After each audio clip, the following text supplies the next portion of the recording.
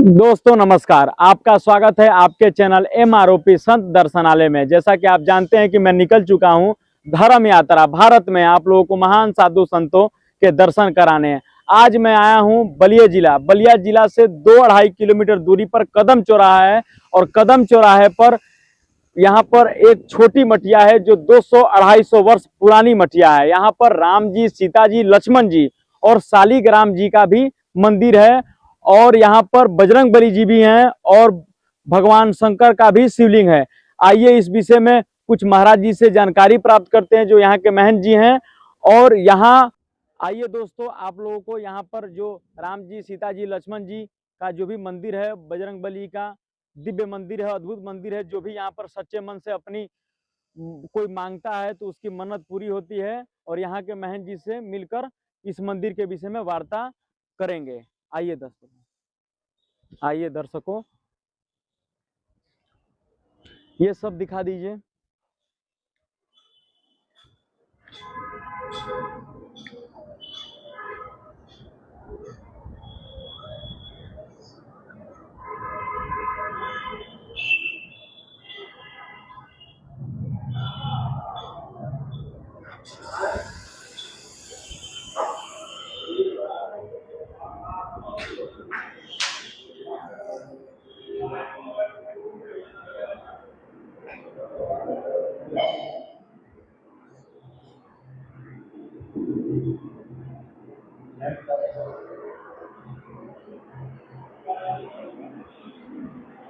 दोस्तों यहाँ पर राम जी, सीता जी, लक्ष्मण जी और साक्षात शालिग्राम जी की भी मूर्ति है।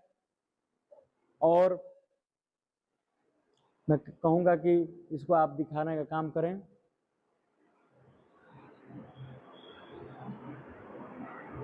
और यहाँ पर बजरंगबली का भी मंदिर है।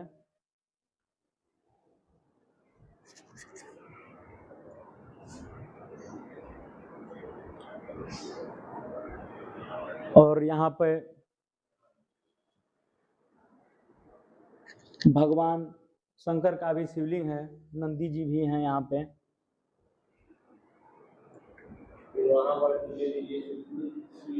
और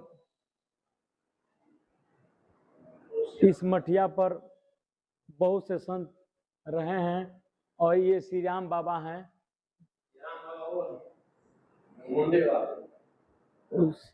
ये श्री राम बाबा की फोटो है। ये विभूति स्वामी राम प्रसाद दास जी महाराज हैं। ये सर्वेश्वर दास जी महाराज हैं।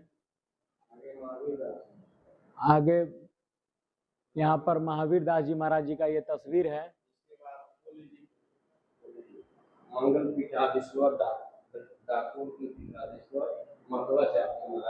डाकोर के पीठाधीश्वर माधवाचार्य जी महाराज जी का ये तस्वीर है। और यहाँ के जो महंत जी हैं उनका संस्कार किया जा रहा है उनके द्वारा।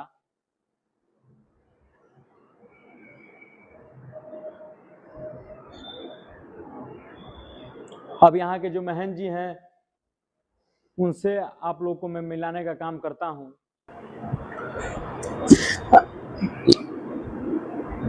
गुरु जी, ओम नमो नारायण।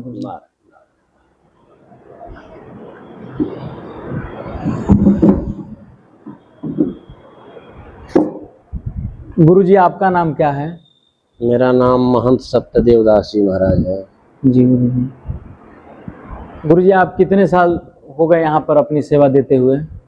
बचपन से ही हम लोग यहाँ रह रहे हैं। जी गुरु जी। और विशेष करके जब हमारे गुरु जी 26 अप्रैल 2021 में गुजर गए, इसके बाद मैं पूरा कार्यभार देख रहा हूँ यहाँ। जी गुरु जी। पहले हमारे गुरु जी देखते थे, महावीर दास जी महाराज यहाँ के महंत थे। जी गुरु जी। यहाँ के और बिहार में भी नहीं बता रहे थे। जी गुरु जी। बिहार में भी हमारा दिव्य स्थान है, चित्रकूट धाम के नाम से प्रसिद्ध है। जी गुरु जी। वह स्थान बहुत ही दिव्य है। वहाँ अहमदाबाद के लोग भी आते हैं और बहुत रमणीय जगह है। तो वहाँ हमारी महंती 2020 जिस दिन राम जी का शिलान्यास था, 5 अगस्त 2020 में, उसी दिन हमारी गुरुजी ने वहाँ सर्वसम्मति से संत महात्माओं को बुला करके और वहाँ महंती चादर प्रदान कर दिए थे। लेकिन जब फिर मैं यहाँ आया तो यहाँ पर कुछ लोग विवाद करने लगे।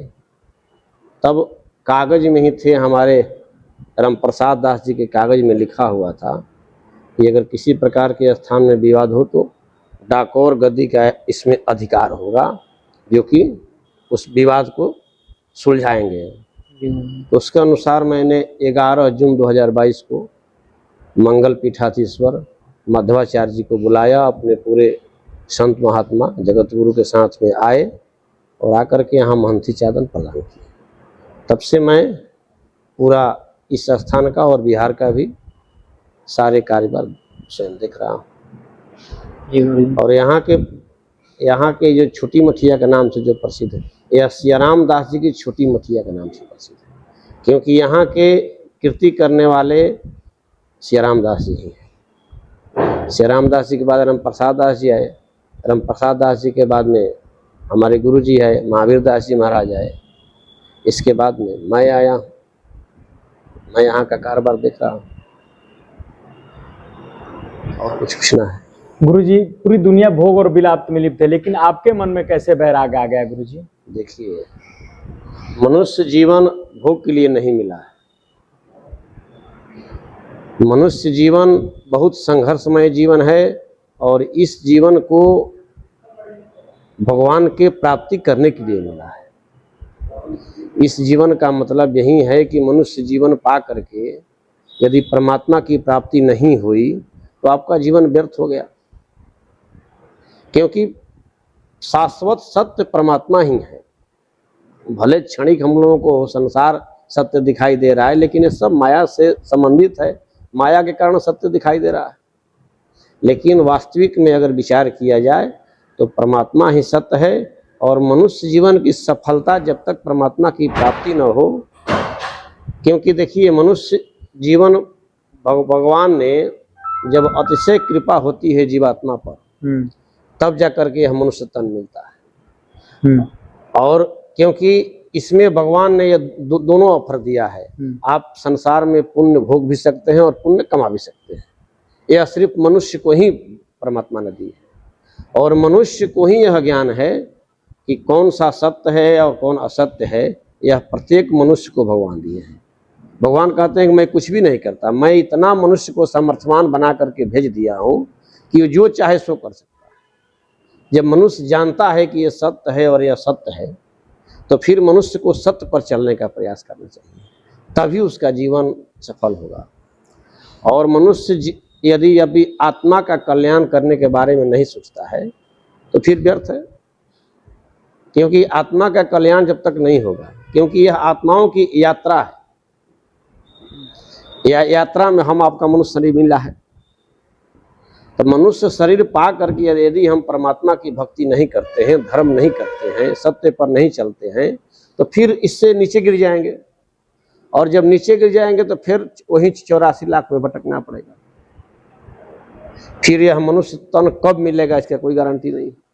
इसलिए मनुष्य को चाहिए कि यदि आगे नहीं बढ़े तो फिर वैसा कर्म करना चाहिए, वैसा धर्म करना चाहिए कि फिर भगवान हमको मनुष्य शरीर ही दे, क्योंकि यह उत्तम मनुष्य जोनि है। देवलोक में भी देखिए सिर्फ पुण्यों का भोग होता है, देवलोक में कभी भक्ति नहीं होता है। आपके पास यदि कितना हो संपत्ति हो और उसमें यदि वृद्धि नहीं हो रहा है, एक दिन खाली हो जाएगा। तो देवलोक में भी जब देवताओं का पुण्य छीन होता है तो फिर इसी मृत्युलोक में आते हैं और आकर के परमात्मा की भक्ति करके तपस्या करते हैं, तो फिर देवलोक को प्राप्त करते हैं। मनुष्य चाहे तो देवता बन सकता है, समझ रहे हैं जी गुरु जी। इसलिए मनुष्य को अपने सत्य पर आना चाहिए और अपने धर्म का पालन करना चाहिए। जीवन का उद्देश्य क्या होना चाहिए गुरु जी? उद्देश्य यही होना चाहिए कि अपनी हमारा जीवन जो है सफल हो जाए, हमारी आत्मा का कल्याण हो जाए। क्योंकि हमारी आत्मा का कल्याण नहीं, देखिए आप चाहेंगे, हम चाहेंगे तभी हमारा आपका कल्याण हो सकता है। जब तक हम नहीं चाहेंगे नहीं हो सकता है। इसलिए संसार में रहते हुए अपने आत्मा के बारे में, क्योंकि आत्मा सत्य है, उसको कोई मार नहीं सकता है, कोई काट नहीं सकता है, न वो मरता है शरीर, क्योंकि यही पंचभौतिक मिला हुआ है। आत्मा तो शाश्वत सत्य है, वो परमात्मा का अंश है, वो नहीं मरने वाला है। वो उसकी यात्रा जब तक परमात्मा में जाकर के विलीन नहीं हो जाएगा तब तक वो नाना योनि को प्राप्त करेगा और इसी तरह से आता जाता रहेगा, भटकता रहेगा। इसलिए जब मनुष्य शरीर भगवान दिए हैं तो हम आपको यही चाहिए कि कम से कम अपनी आत्मा का कल्याण करें, तभी हम लोग का सफलता कहा जाएगा।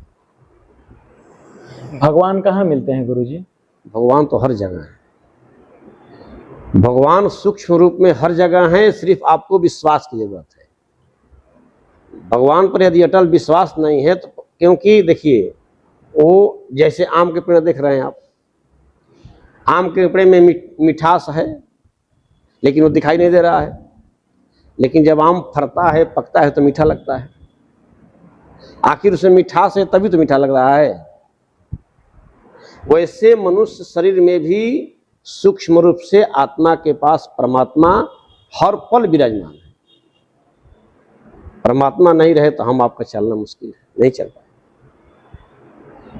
लेकिन वो दिखाई नहीं देंगे ना, उनको बुद्धि द्वारा अनुभव किया जाता है। मोक्ष कैसे मिल सकता है गुरुजी किसी मनुष्य को? मोक्ष कौन सा ऐसा कर्म करे जिसको मोक्ष इतनी जल्दी आसान नहीं है। कलयुग है ना, यहाँ जो भी व्यक्ति आएगा उसको माया घेरेगी। अब उसी में बच करके मोक्ष क्या है? देखिए, आसक्ति ही बंधन है और अनासक्ति ही मोक्ष है। यदि आप संसार में अनासक्त भाव से रह रहे हैं तो आपकी मोक्ष की प्राप्ति हो जाती है। आज जहां आसक्ति हो गई वहां बंधन हो गया। इसलिए मनुष्य को चाहिए कि जहां तक हो सके भगवान की भक्ति करना चाहिए, क्योंकि भक्ति से कुछ भी प्राप्त हो सकता है। क्योंकि हम लोग परमात्मा के ही अंश हैं। क्षणिक दिखाई दे रहा है कि ये हमारे हैं, वो हमारे हैं, लेकिन हमारा आपकी संसार में आए हैं तो अकेले यात्रा हुई है। उस समय कोई साथ में हमारे आपके आया है? कोई नहीं आया है। वैसे फिर जब आप जाएंगे तो सिर्फ अकेले ही जाएंगे, और उस समय आपकी हमारी रक्षा सिर्फ धर्म ही कर सकते। इसलिए प्रत्येक मनुष्य को धर्म का पालन करना चाहिए, अपना कर्म सही करना चाहिए। कर्म सही रहेगा तो फल तो परमात्मा खुद देंगे, क्योंकि फल देखिए किसी व्यक्ति के हाथ में नहीं है। कोई कहे कि हमारे भगवान नहीं कहते हैं कि कर्मण्ये बाधिकारास्तु मा फलेषु। भगवान कहते हैं तुम सिर्फ कर्म करो, फल की चिंता छोड़ करके तुम कर्म करो। कर्म करोगे तो तुम्हारा फल सुनिश्चित है, चाहे जब मिले, चाहे वो तुम्हारा कर्म जैसा होगा वो फल तुम्हारा सुनिश्चित है। फल की चिंता मत करो, फल मिलेगा। तो मोक्ष होना वो तो ईश्वर के हाथ में है। आगे हमारा आपकी क्या होगी, अब यहाँ हम लोग उसका निर्णय कैसे कर सकते हैं? संसार में हम आप निर्णय कर लेंगे फलाने की मोक्ष हो जाएगी, फलाने की मुक्ति हो जाएगी, तो यहाँ वो सब ईश्वर के हाथ में है। यदि आपका कर्म सही रहेगा तो मोक्ष की प्राप्ति हो जाएगी। वैराग्य क्या है गुरुजी? वैराग्य क्या है? वैराग्य क्या है? वैराग्य मन में देखिए, मन में अगर अनासक्ति की भावना आ गई, यदि भगवान की तरफ मन जाने लगा, जीवन में यदि परमात्मा की तरफ जाने लगा, परमात्मा की भक्ति होने लगी, तो ऑटोमेटिक किसी भी व्यक्ति को वैराग्य हो सकता है। वैराग्य होना कोई ये नहीं है कि फलाने को होगा। या आदमी अपने मनुष्य गृहस्थ आश्रम में रह करके भी वैराग्य की प्राप्ति हो सकती है। अनासक्त भाव से रहेगा। भगवान की भक्ति का कहा गया है कि अगर एक पत्नीधारी ब्रह्मचारी के रूप में ही आता है, यदि गृहस्थ भी यदि आप अपने धर्म का पालन करे तो जहां है वहीं उसका वैराग्य। अंतिम में भगवान की प्राप्ति होगी। सबसे बड़ी भगवान की प्राप्ति होना जरूरी है। तो परमात्मा की प्राप्ति परमात्मा की भक्ति से ही हो सकता है, दूसरा कोई रास्ता तो नहीं है। गुरुजी जैसे रेलवे स्टेशन पे साधु संत रहते हैं, बस अड्डे पे सोते हैं, वो कौन से साधु संत होते हैं? साधु देखिए, साधु सब साधु ही हैं, लेकिन बहुत साधु ऐसे भी हैं जो गृहस्थ होते हुए अंतिम में अपना दाढ़ी बाल बढ़ा लिए और बढ़ा करके साधुशाही में घूमने लगे। वास्तविक में जो साधु होगा, जो जहां रहेगा वो वहीं बैठ करके भगवान की भक्ति करेगा। समझ रहे हैं? वो भी साधु ही हैं, कहीं रहे, स्टेशन पर रहे या कहीं कुटिया बना करके रहे, वो भी साधु ही हैं, साधु की श्रेणी में ही आते हैं। गुरुजी निंदा किसी का क्यों नहीं करना चाहिए? निंदा करने से पाप होता है। किसी व्यक्ति की निंदा करना यह बहुत बड़ी अपराध है, जघन्य अपराध है। इसलिए किसी भी व्यक्ति का निंदा नहीं करना चाहिए। निंदा करने से आपका पुण्य छीन होता है और उसका जो पाप है वो कम होने लगता है, आपका पुण्य उसमें चला जाता है। इसलिए किसी का निंदा नहीं करना चाहिए। निंदा करना कोई अच्छी बात नहीं है। मनुष्य को ऐसा कौन सा काम करना चाहिए जिसके लिए उसका जीवन सफल रहे, उसको कभी दुख ना आए, कभी दरिद्रता ना आए? भगवान की भक्ति करे, धर्म करे, पुण्य कमाए। किसी भी देखिए, भगवान कहते हैं कि मैं उसी जीवात्मा पर प्रसन्न होता हूँ जो सिया राम में सब जग जाने।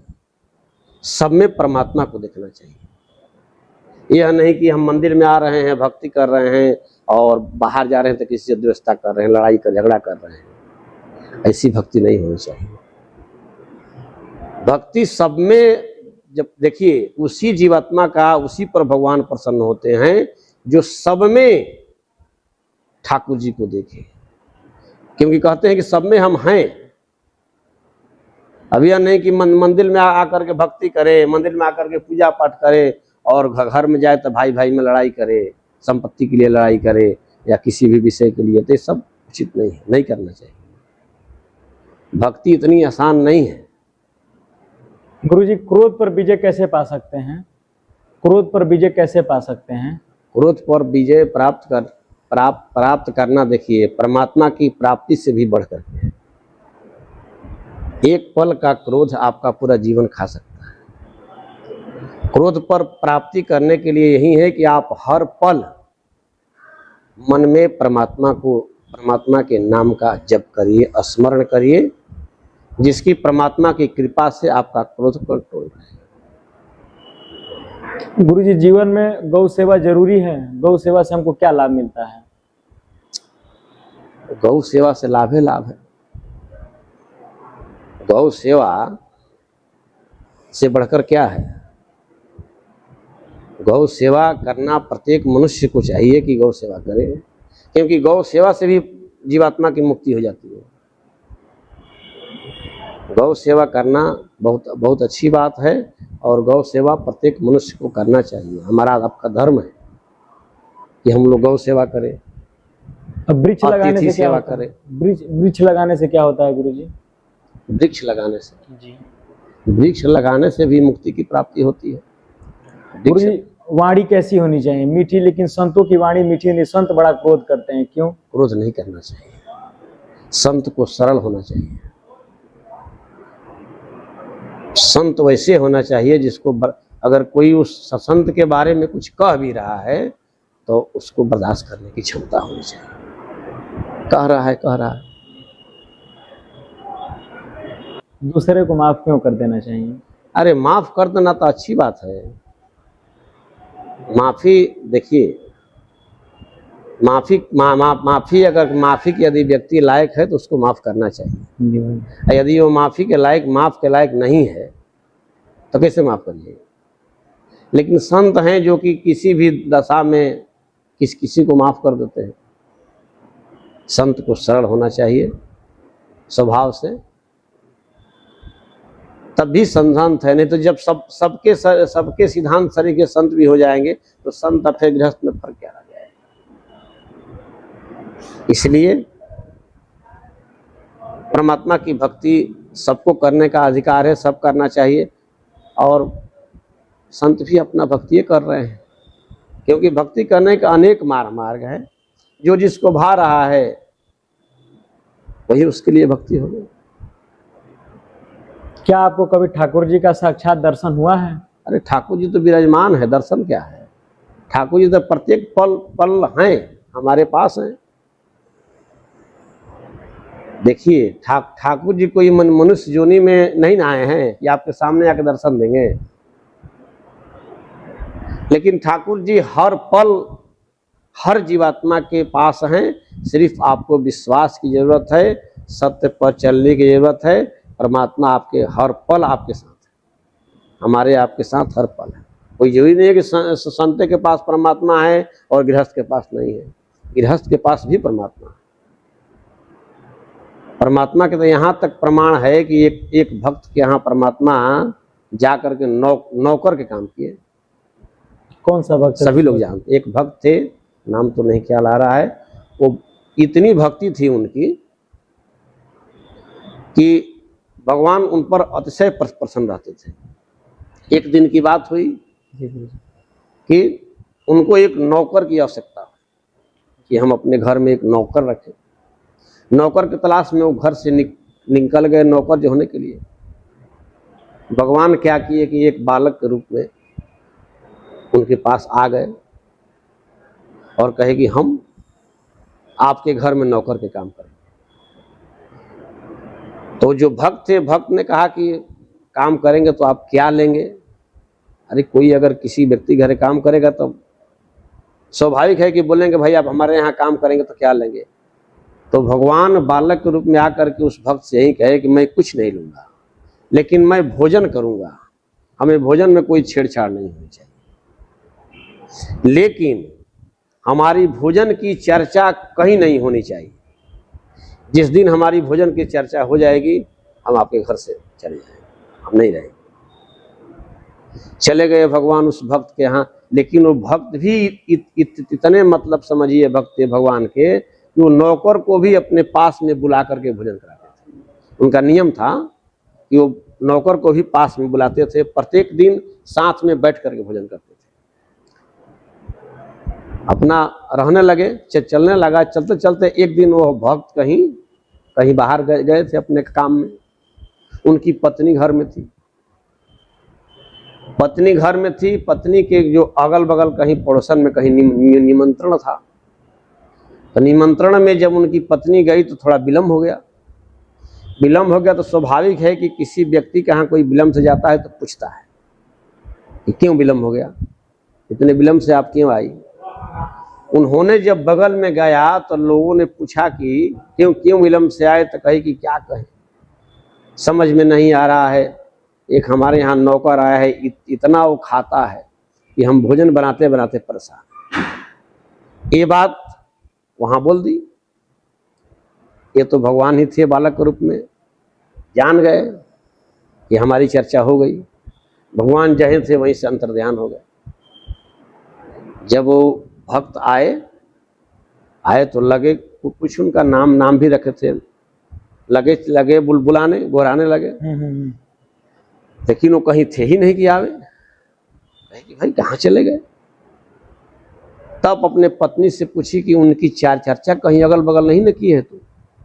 कहे कि आज गए थे बगल में, लोग ऐसे ऐसे पूछे तो मैंने कहा कि हमारे यहाँ एक नौकर है, बहुत खाता है, उसके भोजन बनाने में समय विलम्ब हो गया। लेकिन वो जब उन भक्त के साथ में गए थे तो बताए थे कि हमारी चर्चा कहीं नहीं होनी चाहिए।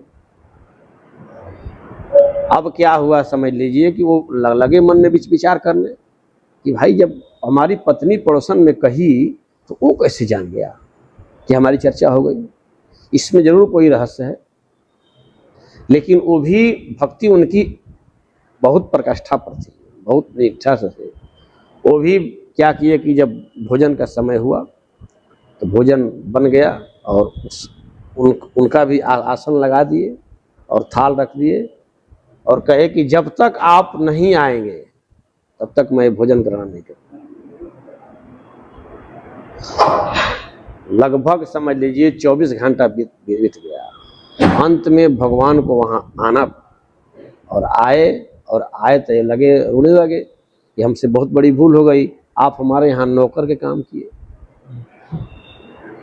तो भगवान आए और प्रत्यक्ष उनको दर्शन कहे कि नहीं, मैं तुम पर बहुत प्रसन्न हूँ, तुम्हारी भक्ति पर प्रसन्न हूँ, तुम खाओ। मैं प्रसन्न हो करके इतना प्रसन्न था कि मुझे मजबूर हो करके तुम्हारे घर में। तो देखिए, भक्ति ऐसा चीज है कि भक्ति से भगवान प्रसन्न, और भगवान की प्रसन्नता हम आपकी सफलता है। गुरु जी, तपस्या कौन साधु करते हैं? जो खड़ेश्वरी या फिर जलधारा? वो सब हठ है। तो तपस्या किसको कहते हैं? वो भी तपस्या ही है। जैसे कोई नियम बना लिया कि हम जीवन भर खड़े रहेंगे, वो भी भगवान की भक्ति है, वो भी भगवान की भक्ति कहा जाएगी। कोई धुनी नमाता है, कोई एक पैर पर ही खड़े रहते हैं, ये सब भी संतों की तपस्या है। अपना अपना नियम है, जिसको जो नियम धारण कर लिया उसी पर चल रहा है। गुरुजी, आप किस अखाड़े से हैं? हम लोग रामानंदी संप्रदाय से हैं। ठीक है, कुछ अपने संप्रदाय के बारे में कुछ बताइए। संप्रदाय सब अच्छा है। संप्रदाय जो है, संप्रदाय जहाँ है हम लोगों का अच्छा संप्रदाय चल रहा है। अभी तो डाकोर परंपरा से हम लोग हैं, डाकोर गद्दी से हैं। गुरुजी, ये मठिया कितना वर्ष पुराना है? लगभग 200 साल 200 साल पुराना। 200 साल पुराना है। कुछ इसके मठिया के बारे में कुछ बताइए।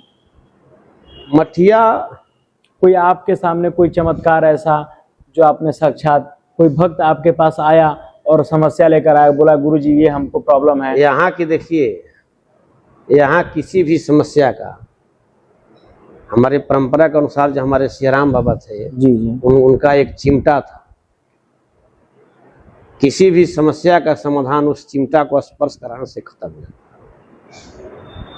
ये सियाराम बाबा की प्रसिद्धि है। हम तो मान लीजिए 2-4-5 साल पहले से यहाँ की जिंदगी देख रहे हैं, लेकिन ये सिद्ध पीठ स्थान है। यहाँ से किसी भी प्रकार का अगर समस्या है तो भभूत पी देने से समाधान हो जाता है। तो भभूत गुरुजी यहाँ पर धुनी तो लगता नहीं कि धुनी लगता है? जैसे हवन वगैरह होता है ना। जी। हवन से जो भभूत निकलता है, अभी उससे भी समाधान होता है। यहाँ पूजा पाठ देखिए, हम लोग का मेन लक्ष्य, हम लोग का ज्यादा अधिक पूजा होता है जी। यहाँ भगवान की पूजा अनुष्ठान बराबर चलता है, भगवान की भक्ति बराबर होता है, और हर उत्सव धूमधाम से मनाया जाता है। अभी जन्माष्टमी का पर्व जो है खूब अच्छे धूमधाम से यहाँ मनाया गया, और आगे भी कार्तिक पूर्णिमा के यहाँ भव्य भंडारा होता है। साल में कितने भंडारे होते हैं गुरुजी यहाँ पे? भंडारा 2 होते हैं विशेष करके। किनके भंडारे होते हैं गुरुजी? एक कार्तिक पूर्णिमा का होता है, और एक जो महंत जी लोग जो गुजर जाते हैं जी, उनकी परंपरा के अनुसार उनका पुण्यतिथि पर भंडारा होता है। 2 भंडारा प्रसिद्ध है, और तो चलता रहता है।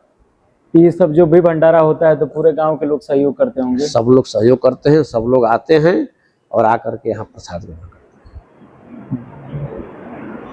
यहाँ पर सभी लोग आते हैं और आकर के अपना प्रसाद ग्रहण करते हैं। भगवान की नित्य भी यहाँ बहुत लोग आते हैं दर्शन करने के लिए। जैसे भादों में बावन द्वादशी भी हो गया, यहाँ हजारों की 2000 की भीड़ लगती है, पूरा गेट तक भीड़ लग जाता है। भक्त यहाँ आते हैं और आकर के दर्शन करते हैं। दर्शन करके गुरुजी, साधु राजनीति से क्यों दूर रहते हैं? साधु राजनीति से क्या मतलब? उनका सब कुछ तो ईश्वर है, ठीक है, और ईश्वर की भक्ति करना चाहिए। गुरुजी, पापी भी भगवान को पा सकता है? अब भगवान की पाए ना पाए वो तो देखिए, यहाँ की बात तो है नहीं।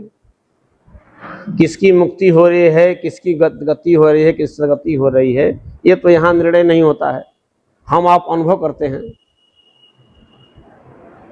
लेकिन ये सब ईश्वर के हाथ में है। और जब इस जोनि को आप छोड़ेंगे, मनुष्य योनि को से जब जाएंगे, फिर वहाँ का हिसाब किताब जो होगा, जो नियम कानून होगा, उसके अनुसार ही वहाँ प्राप्ति होगा। यहाँ निर्णय करना किसी के बस की बात नहीं। गुरुजी, कोई जीवन में आपकी ऐसी चौपाई जिसको आप गुनगुनाते रहते हैं, उसको आप सुनते रहते हैं? हम लोग भगवान के नाम हरदम स्मरण करते रहते हैं। कोई ऐसी चौपाई जो आप सुनाना चाहें? क्या चीज? कोई भी चौपाई गुरुजी। अरे चौपाई तो अनेक है, कोई भी अनेक जो अच्छी चौपाई हो गुरुजी, देखिए जिसका हिंदू में आप अनुवाद कर पाए। देखिए, निर्मल मन प्राप्त करने के लिए आया है कि ताकि जुगपद कमल मनाऊं, जासु कृपा निर्मल मन पाऊं। जब तक आपका मन निर्मल नहीं होगा, तब तक आप कुछ भी प्राप्त नहीं कर सकते। समझ रहे हैं? मन की कंट्रोलता जब तक आप भगवान के नाम का स्मरण नहीं करेंगे, इस चौपाई का मतलब है कि इस चौपाई को यदि व्यक्ति जीवन में जाप करे, स्मरण करे, तो उसका मन बिल्कुल निर्मल हो जाएगा, उसको क्रोध होगा ही। अब मन जब आपका सही हो जाएगा तो कुछ भी प्राप्त कर सकते हैं, क्योंकि मन की वेग जो है बहुत तीव्र होता है। मन की वेग यदि कंट्रोल करना चाहें आप, तो मन, यदि आप चाहेंगे कि हम अपने बल पर अपने मन को कंट्रोल कर लें, तो ये संभव नहीं है। मन को कंट्रोल करने के लिए मन को छोड़ दीजिए, मन के पास मत जाइए। आपका जब मन कहीं जा रहा है, आप लाख चाह रहे हैं कि वहां से हट जाए, लेकिन नहीं आ रहा है, तो आप मन को छोड़ करके आप जहां भी भगवान के तरफ दिमाग ले जाइए, अपने मन को ले जाइए, वो मन ऑटोमेटिक आपका आ जाए।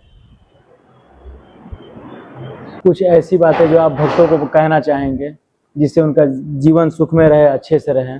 भगवान की भक्ति करें, सबसे उत्तम देखिए साधन है रामायण के चौपाइयों का स्मरण करें, 5 दोहा पढ़ें, रामायण को पढ़ें, रामचरितमानस का स्मरण करें। भगवान की भक्ति है, जो जहाँ है वहीं भगवान की याद कर। देखिए, भगवान के याद से बढ़कर कोई पुण्य नहीं। भगवान को याद रखना सबसे बड़ी पुण्य।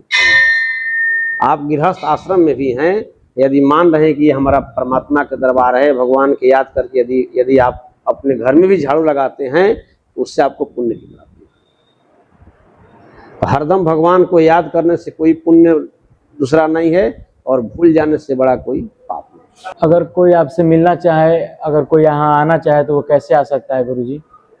जब चाहें तब मिल सकता है। कैसे आएगा? कोई बलिया से आ रहा है या फिर कोई दिल्ली से आना चाहे, कोई बाहर से आना चाहे? तो बलिया से दिल्ली आए, दिल्ली से बलिया आए, बलिया से छोटी मठिया, जयरामदास जी की छोटी मठिया कदम चौराहा मिश्र न्योरी पर है। जब चाहे तब मिल सकते हैं। अपना कीमती समय देने के लिए गुरुजी बहुत बहुत धन्यवाद। ओम नमो नारायण।